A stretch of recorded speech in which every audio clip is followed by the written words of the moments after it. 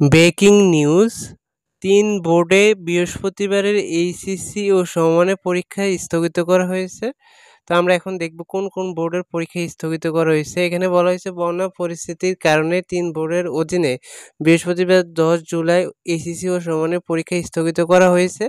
কুমিল্লা শিক্ষা বোর্ডের অধীন ৬টি জেলায়, মাদ্রাসা বোর্ডের অধীনে সারা দেশে আলিম পরীক্ষা এবং কারিগরি শিক্ষা বোর্ডের আওতায় সারা দেশে এইচএসসি ভোকেশনাল পরীক্ষা স্থগিত করা হয়েছে। তো তোমাদের এখানে কুমিল্লা বোর্ডের ৬টি জেলার পরীক্ষা স্থগিত করা হয়েছে। আর হচ্ছে মাদ্রাসা বোর্ডের এছাড়া কারিগরি শিক্ষা বোর্ডের পরীক্ষা স্থগিত করা হয়েছে সারা বাংলাদেশের। আজ বুধবার ৯ জুলাই রাত ১০:৩০টার পর শিক্ষা বোর্ডগুলো থেকে প্রকাশিত বিজ্ঞপ্তিতে এ তথ্য জানানো হয়েছে।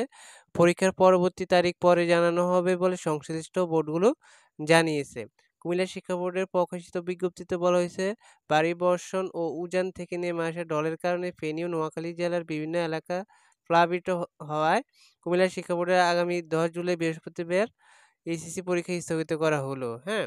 তো কুমিল্লা বোর্ডের আর কারিগরি শিক্ষা বোর্ডের আর হচ্ছে যে মাদ্রাসা শিক্ষা বোর্ডের সকল পরীক্ষা স্থগিত করা হয়েছে আগামীকালকের পরীক্ষাটা। হ্যাঁ?